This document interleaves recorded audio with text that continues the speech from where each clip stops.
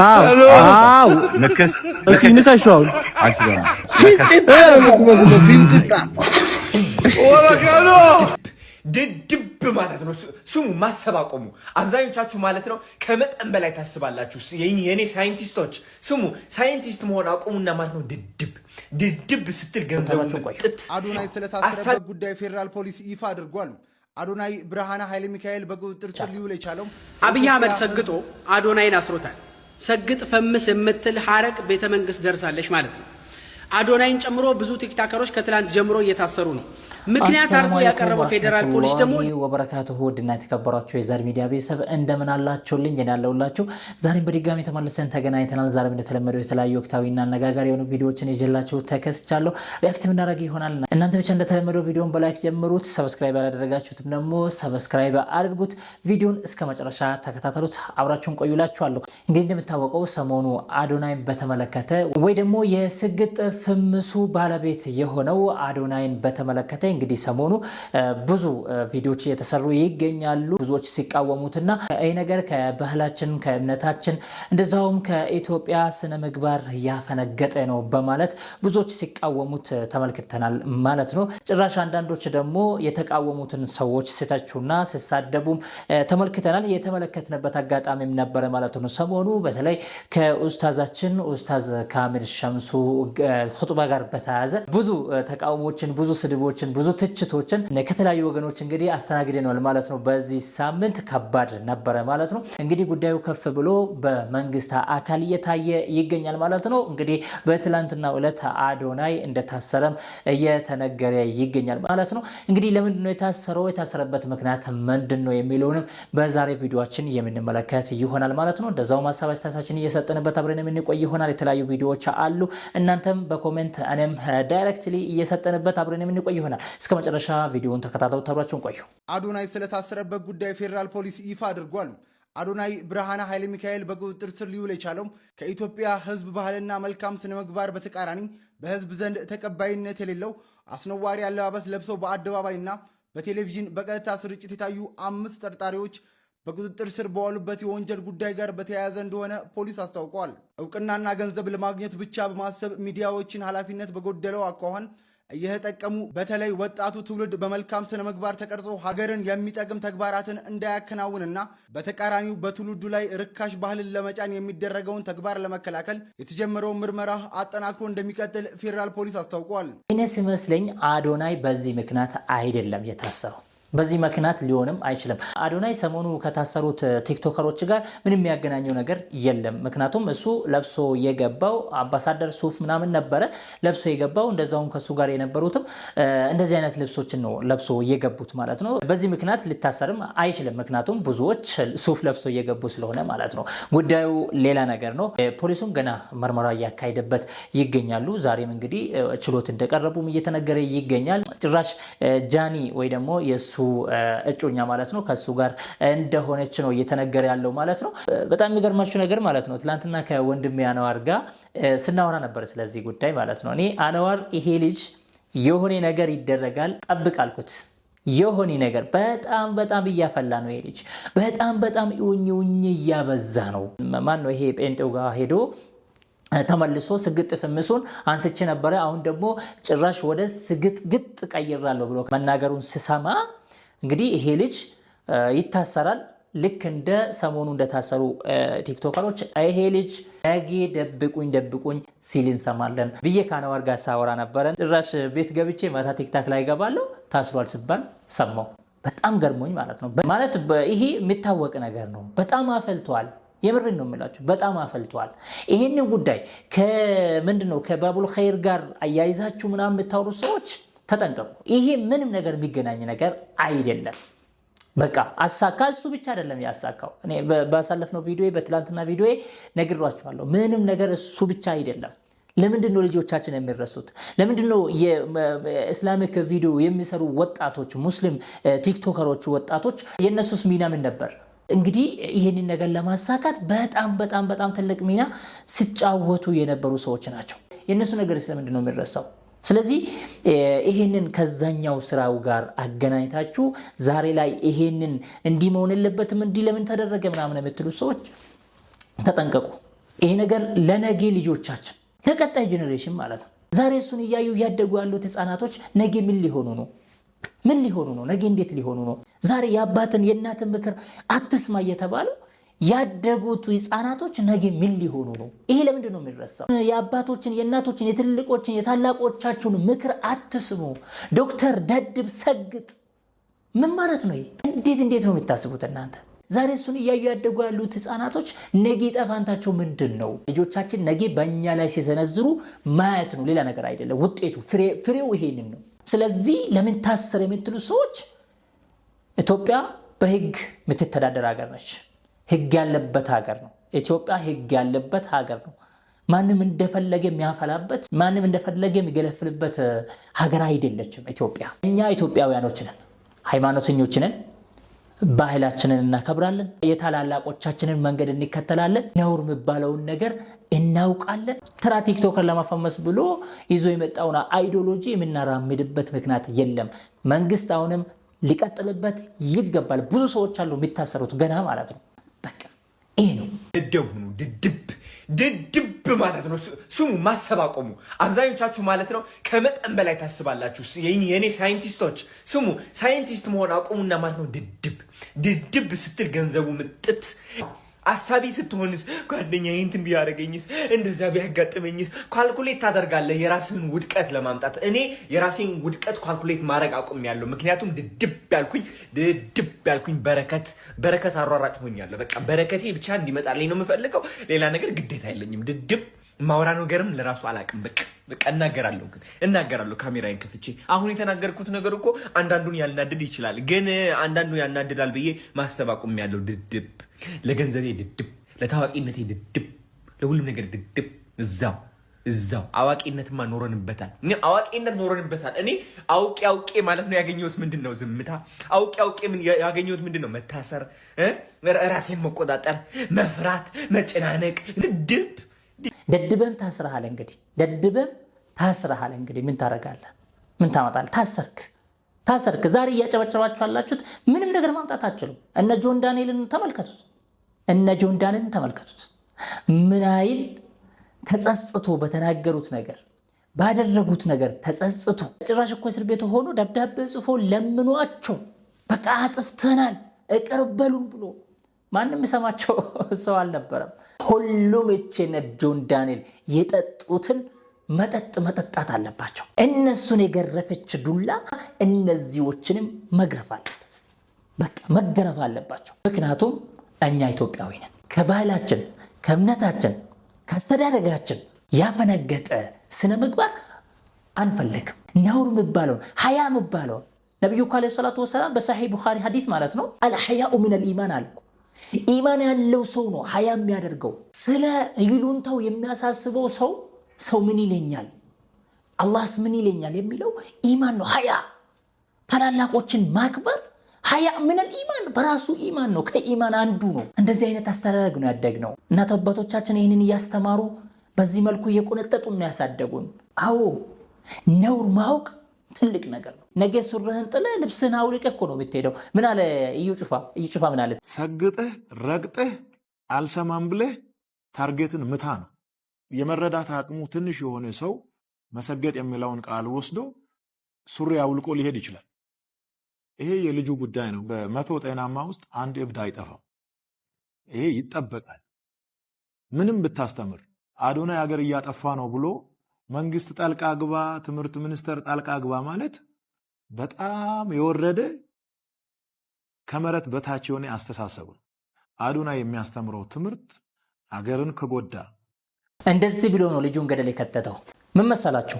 ከዚህ በፊት የኢትዮጵያ ባህልና ምን የሚባሉት መንግስት አካላቶች አስጠንቅቆት ነበሩ። ይሄ ስግጥ ፍምስ የሚባለው ነገር መቆም አለበት ብሎ ጭራሽ አሁን የኢትዮጵያ አየር ኃይል መከላከያ ሲመረቁ እዛ ድረስ ሄዶ ሰግጥ ፈምስ አለ። ሚሊተሪን እኮ ነው ሰግጥ ፈምስ፣ ሚሊተሪን እኮ ነው እንደዚህ የሚለው። ህግ አስከባሪ ለሆነው አካል ይህንን ስትናገር ምን ማለት ነው? አስበዋል? ከዛ በኋላ ምን አሉት? ተጠንቀቅ አሉት፣ አስጠነቀቁት። ይሄ ነገር መቆም አለበት፣ ስግጥ ፍምስ የሚባለው ነገር መቆም አለበት፣ አቁም አሉት። ከዛ ልጁ መጥቶ ይሄ ነገር በጣም ብዙ አደጋዎችን ይዞብኝ እየመጣ ስለሆነ ስግጥ ፍምስ የሚባለው ነገር አቁሙት፣ እኔ በተረዳሁት መንገድ ሰው እየተረዳልኝ አይደለም፣ ስለዚህ ታውት ምናምን ብሎ ቪዲዮ ሰርቶ ነበር። ከዛ በኋላ ይሄ ሰውዬ ቢሮው ድረስ ይጠሯል፣ አዶናይን ይጋብዘዋል፣ ቢሮው ድረስ ማለት ነው። አዶናይ ይሄዳል። ስለዚህ ስራህን ቀጥልበት፣ አሁን እንደሰማችሁት ማለት ነው። ሰግጥ ፈምስ በል፣ ታርጌትን ምታ፣ እርገጥ ምናምን ምናምን። አንዳንድ አእምሮ ታማሚ ደግሞ ሱሪውን አውልቆ ይሄዳል። እሱ ያንተ ችግር ሳይሆን የልጁ ችግር ነው። እንደዚህ ይባላል። አሁን ከአንድ እምነት አስተማሪ ሰው ይሄ ነገር ይጠበቃል። ይሄ ሰውዬም ተከትሎ መታሰር አለበት ሰው ነው። ምክንያቱም ይሄንን አይዲያ ደግፏል፣ ይሄንን አይዲዮሎጂ ደግፏል። በዛ ላይ ደግሞ የእምነት አባት ሆኖ ወይ ደግሞ የእምነት አስተማሪ ሆኖ በእነሱ ቋንቋ ወይ ደግሞ ምንድነው ይሄ ነብይ ምናምን ፕሮፌት ምናምን የሚሉት አስበሃል? ይሄ ነገር ህዝቡን ወዴት እየመራ እንደሆነ። እዩ ጩፋ የጴንጤ እምነት ነብይ ምናምን ተብሎ ወይ ፓስተር ተብሎ ወይ ሰባኪ ተብሎ ወይ ደግሞ አባት የእምነቱ አባት ሆኖ እንደዛ ተብሎ ስግጥ ፍምስን ሰውን አትስማን ካስተማረ ሀገሪቷ ወዴት እየሄደች ነው? ህዝቡስ ወዴት እየተመራ ነው? ወዴትስ እየተወሰደ ነው? ይሄንን በደንብ ቆም ብለን ማሰብ አለብን። መንግስትም ይሄንን ቆም ብሎ ማሰብ አለበት። ተገቢ የሆነ እርምጃም ሊወሰድባቸው በእንደዚህ አይነት ሰዎች ላይ በቂ የሆነ እርምጃ ሊወስድባቸው ለሌሎች ደግሞ መቀጣጫ እንዲሆን ማድረግ ግዴታ አለበት ብዬ ነው ማስበው። መንግስት ማለት አዶናይ ብቻ አስሮ ጃኒ ብቻ አስሮ መተው አይደለም። ሌሎች ብዙ የሚታሰሩ መታሰር ያለባቸው ሰዎች አሉ። አብይ አህመድ ሰግጦ አዶናይን አስሮታል። ሰግጥ ፈምስ የምትል ሐረግ ቤተ መንግስት ደርሳለች ማለት ነው። አዶናይን ጨምሮ ብዙ ቲክታከሮች ከትላንት ጀምሮ እየታሰሩ ነው። ምክንያት አድርጎ ያቀረበው ፌዴራል ፖሊስ ደግሞ ልብ ይነካል። ለህብረተሰቡ እሴት እንጨነቃለን ይላል። ምናልባት ሰምታችሁ ካልሆነ ከሁለት ቀን በፊት አንድ ታዋቂ ጋዜጠኛ በግብረ ሰዶማዊነት ተጠርጥሮ ሙሉ መረጃ ተገኝቶበት መንግስት ሊሰማው አልፈልግም። እነዚህ ልጆች እና አዶናይ የታሰሩበት ምክንያት ግን ከኔ በላይ ተሰሚነት እያገኙ ነው የሚል ተራ ወግ ነው። አብይ አህመድ ህዝብ ትኩረት ነስቶኛል ባለ ቁጥር ሁሉ የሚችለውን እያደረገ በክፉም በደጉም ህዝቡ ዘንድ መነሳት ይፈልጋል እንጂ አንድም ቀን የህብረተሰብን ችግር ለመፍታት አስቦ ያቅም። አብይ አህመድ ልወደድ ባይነት ስላለበት ብቻ ነው። አንድ ነገር ላስታውሳችሁ። የድንግል ማርያም ምስል የቀደደች አንድ እንስት ነበረች። ያቺ እንስት ብዙ ችግር እንደፈጠረች ታውቃላችሁ። አንድ ወንድማችንም ቤቷ ድረስ ሄዶ ምናምን ችግር ተፈጥሮ ምናምን ያልሽ ታሰረ። አብይ አህመድ መስቀል ሊከበር አንድ ቀን ሲቀረው ልጅቷን አግኝቻታለሁ ብሎ መጣ። ልጅቷ በቁጥጥር ስር ዋለች ተባለ። በበነጋታው ሲኖዶስ ውስጥ ያለ የአብይ አህመድ ካድሬ ጳጳስ አብይ አህመድን እናመሰግናለን ለዚህ ጉዳይ አለ። መንግስት ራሱ በደል በድሎህም ራሱን ይቅርታ እንድትለው እንድትክሰው ይፈልጋል። እንግዲህ እንደዚህ አይነት ደደቦችም አሉ። አብይን ከአዶናይ ጋር ምን አገናኘው? አብይ እኮ የሀገር መሪ ነው እንጂ የቲክታክ መሪ እኮ አይደለም። ለምንድን ነው ላይ ወደ አብይ የምትሄዱት? አዶናይን ያሰረው እኮ አብይ አይደለም። አይ ምን ከምን ጋር ደግሞ እንደሚያገናኝ ተመልከት። በነገራችን ላይ ይሄ ኦርቶዶክስ ነው ልጅ። ይሄ ብቻ አይደለም። እኔ እሱን ብቻ እየተቃወምኩ አይደለም። በእኛ በኩል ከሙስሊሞቹም ይሄንን ከሌላ ጉዳይ ከሌላ ነገር ጋር የሚያገናኙ ሰዎችን ይቃወማሉ። ከሌላ ነገር ጋር ይሄ እኮ የከሌ እኮ እንደዚህ አድርጎ እንደዚህ አልተደረገም። ለምንድን ነው ያልተደረገው? እሱ ሌላ ነው። እሱን ያን ጉዳይ ላይ ቆመን ነው እንጂ መጠየቅ ያለብን። እዚህ ጋር ስለ አዶናይ የታሰረበት ሌላ፣ እዚህ ጋር እነሱ እየተፈለጉበት ወይ እየተጠየቁበት ወይ ሊጠየቁበት ይችላሉ ተብሎ የሚገመተው ሌላ። የማይገናኘውን ነገር እያገናኛችሁ የምትመጡት ሰዎች እኔ እቃወማችኋለሁ። እናንተ ሰላም አለይኩም፣ እንዴት ከረማችሁ? አዶናይ ታሰር የሚባለው ነገር ለካ እውነት ነው እንዴ? የኢትዮጵያ ጸጥታ አስከባሪ ኃይሎች መሰገጥ ጀመሩ እንዴ? አዶናይ ሰግጦ ከጨረሰ በኋላ እሴትን፣ ሃይማኖትን፣ ብሔርን፣ ፖለቲካን አልነካ። ምን አድርጎ ነው ግን የታሰረው? እሴትን፣ ሃይማኖትን፣ ብሔርን የነኩ ሳይታሰሩ ማለት ነው። ካሁን በፊት አንድ ሴጋውፎ እየተባለ የኦርቶዶክስ አማኝ ለኦርቶዶክስ ጠበቃ ነኝ በማለት በእስልምና ላይ ሲሳደብ ሲዋሽ ሲቀጥፍ ነበረ። እንዳይታሰር የኦርቶዶክሱ ማህበረሰብ አይ ሲኖዶስ ነው እሱ ኦርቶዶክስ ነው ተቋም ነው አይነካም ብለው ገንዘባቸውን አዋተው ራሱ ጸጥታ አስከባሪዎቹ የራሳቸው ጉዳይ ብለው ትተው ጸጥታ ማስከበር ትተው ኦርቶዶክሶች ተረባርበው እንዳይታሰር ከሀገር አስወጥተዋል። እንዴ አዶናይ ኦርቶዶክስ አይደለም እንዴ? እንትኑ ሰግጡ እንጂ ኦርቶዶክሶች ሰግጡ እንጂ መንግስት ላይ ይሄንን ከእምነት ጋር ማገናኘትም ጥሩ አይደለም።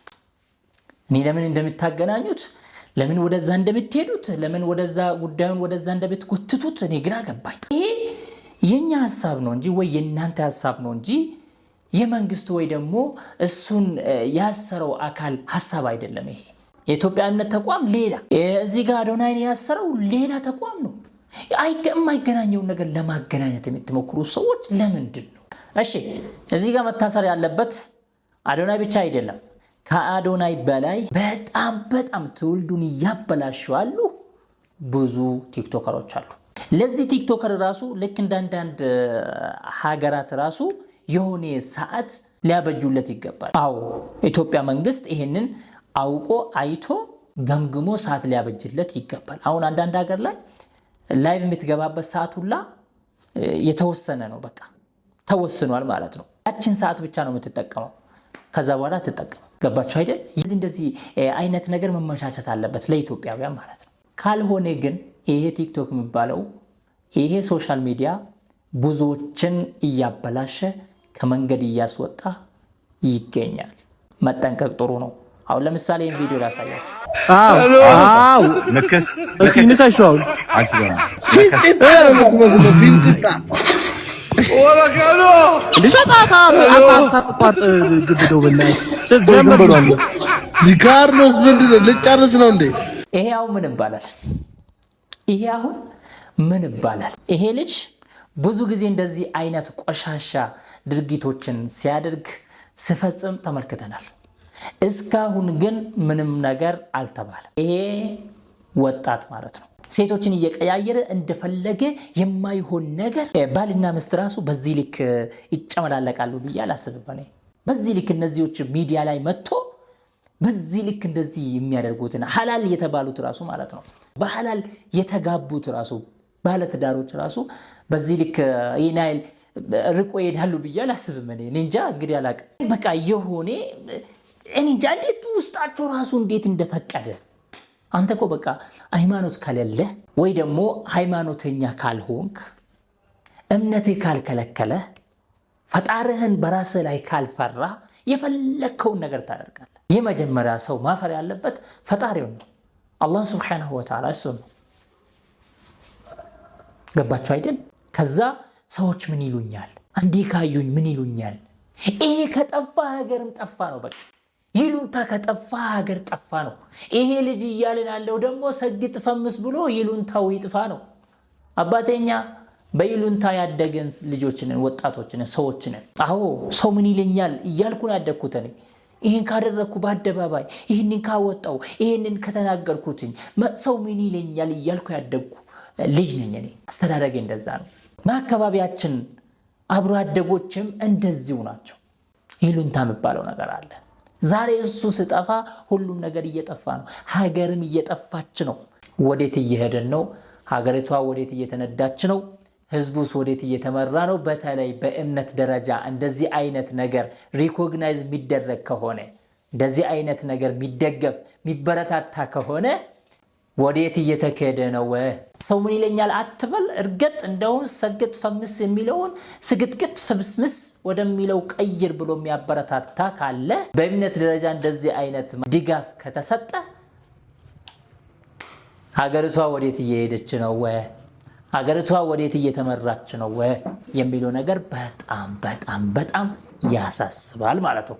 ይህንን በደንብ አውቀንበት በአንድነት ልንሰራበት ይገባል። መንግስትም እንደዚህ አይነት አይዲዮሎጂ ያመጡ በህዝብ ውስጥ እየረጩ ያሉትን ሰዎች ላይ በእንደዚህ አይነት ግለሰቦች ላይ በቂ የሆነ እርምጃ ለሌሎች ደግሞ መቀጣጫ የሚሆን እርምጃ መውሰድ ግዴታ አለበት እላለሁ። ይህንን ያደረጋችሁት በእርግጥ ትልቅ ነገር ነው ያሰራችሁት። ልትመሰገኑ ይገባችኋል። እናመሰግናችኋለን። የምሬን ነው የምላችሁ። ቀጥሉበት። ይህንን እየሰራችሁ ያላችሁት የመንግስት አካል ቀጥሉበት። ሁሉም አደብ መያዝ አለበት። በቃ አደብ መያዝ አለበት ሁሉም። ይህንን ለማለት ነው የመጣሁት ውድ ቤተሰቦቼ። በሌላ ቪዲዮ ተመልሰን የምንገናኝ ይሆናል። እናንተስ እንዴት አገኛችሁት? ስለ አዶናይስ ምን አይነት ሀሳብ አላችሁ? ሀሳባችሁን በኮሜንት መስጠት ትችላላችሁ። በሌላ ቪዲዮ ተመልሰን እስክንገናኝ ባላችሁበት ሰላም ሁኑልኝ። ወሰላሙ አለይኩም ወራህመቱላሂ ወበረካቱ።